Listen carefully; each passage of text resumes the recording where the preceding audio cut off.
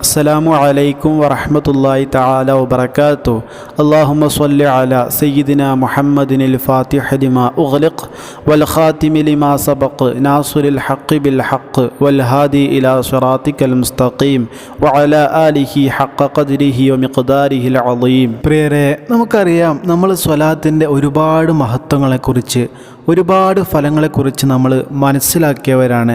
വ്യത്യസ്തമായ വീഡിയോകളിൽ നിന്ന് ഈ ചാനലിൽ തന്നെ ഒരുപാട് മഹത്വങ്ങൾ സ്വലാത്തിൻ്റെയുമായി ബന്ധപ്പെട്ടിട്ടുണ്ട്.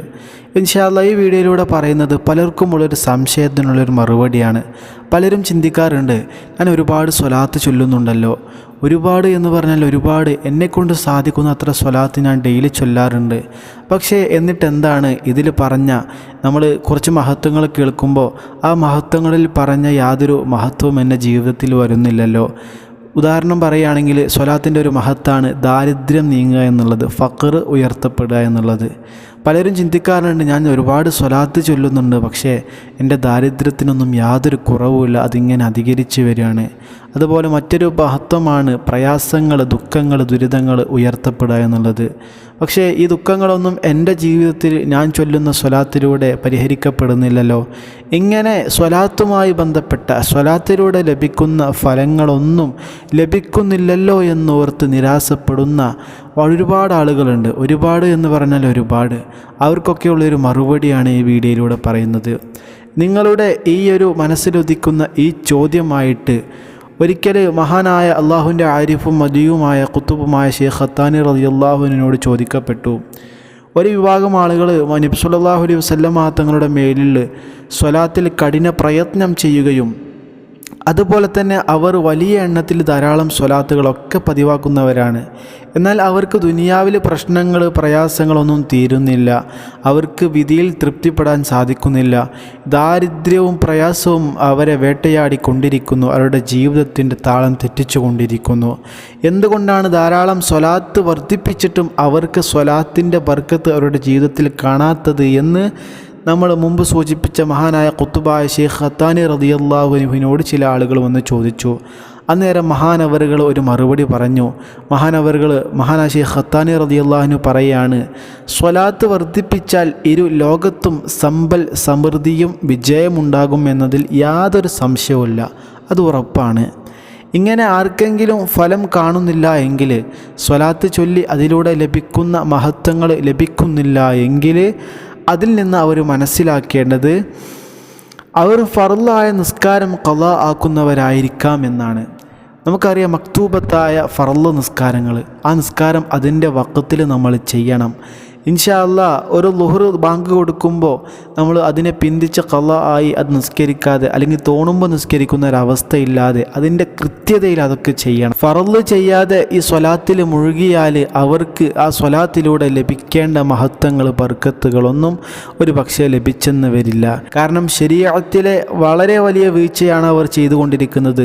നിസ്കാരം, മക്തൂബത്തായ ഫർള് നിസ്കാരം ഖളാ ആക്കുക എന്ന് പറഞ്ഞാൽ, അല്ലെങ്കിൽ ഉപേക്ഷിക്കുക എന്നൊക്കെ പറഞ്ഞാൽ ശരീഅത്തിലെ വളരെ വലിയൊരു വീഴ്ച തന്നെയാണ്. അപ്പോൾ മഹാനവറുകൾ പറഞ്ഞത് മനസ്സിലായല്ലോ. ഇങ്ങനെ ഫലം ലഭിക്കാത്തവർ അവർ ഫർളായ നിസ്കാരം ഖളാ ആക്കുന്നവരായിരിക്കാം. എന്നിട്ട് മഹാനവറുകൾ തുടരുകയാണ്, അല്ലെങ്കിൽ അവരുടെ ഉച്ചാരണം ശരിയായിരിക്കില്ല. സ്വലാത്ത് ചൊല്ലുന്ന ഓരോ ഹർഫുകൾ, ഇപ്പോൾ ഉദാഹരണം പറയുകയാണെങ്കിൽ സ്വല്ലല്ലാഹു അലാ മുഹമ്മദ് എന്നിടത്ത് ഫസ്റ്റ് സ്വാദാണ്. അവിടെ പലരും, കൂടുതൽ ആളുകളും ചൊല്ലുന്നത് സ എന്നാണ്, സീനാണ് ചൊല്ലുന്നത്. സല്ലല്ലാഹു അലാ മുഹമ്മദ് സ്വല്ലല്ലാഹു അലൈഹി വസല്ലം ഇങ്ങനെ സീനാക്കിയിട്ടാണ്. വളരെ വലിയ തെറ്റാണിത്. സ്വല്ലല്ലാഹു അലാ മുഹമ്മദ് സ്വല്ലല്ലാഹു അലൈഹി വസല്ലം അക്ഷരങ്ങൾ സ്ഫുടതയോട് കൂടെ കൃത്യമാക്കിയിട്ട് ചൊല്ലണം. അപ്പോഴേ അത് സ്വലാത്തായിട്ട് ഗണിക്കപ്പെടുള്ളൂ. എന്തെങ്കിലും ചൊല്ലിക്കൂട്ടിയിട്ട് കാര്യമല്ലല്ലോ. മഹാനവറുകൾ പറഞ്ഞ രണ്ടാമത്തെ ഒരു ന്യായമാണ്, അഥവാ അതിൻ്റെ ഫലങ്ങൾ ലഭിക്കാത്തതിനുള്ള, ഫലങ്ങൾ കാണാത്തതിനുള്ള രണ്ടാമത്തെ മാർഗം, നമ്മൾ ചൊല്ലുന്ന സ്വലാത്ത് അതിൻ്റെ ഉച്ചാരണം ശരിയാക്കാത്തതാകാം. ഇങ്ങനെയൊക്കെയാണെങ്കിലും പക്ഷെ നമ്മൾ എങ്ങനെ സ്വലാത്ത് ചൊല്ലിയാലും, നമ്മൾ നിസ്കാരം ഖളാ ആക്കിയിട്ട് നമ്മൾ സ്വലാത്ത് ചൊല്ലിയാലും അതുപോലെ നമ്മൾ അതിൻ്റെ അക്ഷരങ്ങളൊക്കെ തെറ്റിച്ച് സ്വലാത്ത് ചൊല്ലിയാൽ പോലും മഹാനവറുകൾ പറയുകയാണ്, സ്വലാത്തിൻ്റെ ബർക്കത്ത് കൊണ്ട് അവർക്ക് നേരെ, ഇത് ചൊല്ലുന്നവർക്ക് നേരെ ഒരുപാട് മുസീബത്തുകൾ തട്ടിപ്പോകുന്നുണ്ടാവും. നമ്മളറിയാത്ത ഒരുപാട് മുസീബത്തുകൾ നമ്മൾ നിസ്കാരം ഖളാ ആക്കി ചൊല്ലിയാലും അതുപോലെ അതിൻ്റെ അക്ഷരങ്ങൾ തെറ്റിച്ച് ചൊല്ലിയാലും ഒക്കെ അതിലൂടെ തട്ടിമാറ്റി പോകുന്നുണ്ട് എന്നാണ് മഹാനവറുകൾ പറയുന്നത്. നമ്മൾ നമ്മുടെ ശരീഅത്തിൽ കാണിക്കുന്ന പോരായ്മകൾ കൊണ്ടാണ് സ്വലാത്തിൻ്റെ യഥാർത്ഥ ബർക്കത്ത് ദുനിയാവിൽ ബാഹ്യമായിട്ട് കാണാത്തത് എന്നർത്ഥം. ഇനി ഈ അവസ്ഥയിൽ അവർ സ്വലാത്ത് പാടെ ഉപേക്ഷിച്ചിരുന്നെങ്കിൽ അവർ ഒരു പക്ഷേ നശിച്ചു പോയേനെ എന്ന് മഹാനായ ശൈഖ് ഖത്താനി റളിയല്ലാഹു അൻഹു പറയുന്നു. അപ്പോൾ നമ്മൾ വളരെയധികം നല്ല രീതിയിൽ ചിന്തിക്കേണ്ട ഒരു വിഷയമാണ്.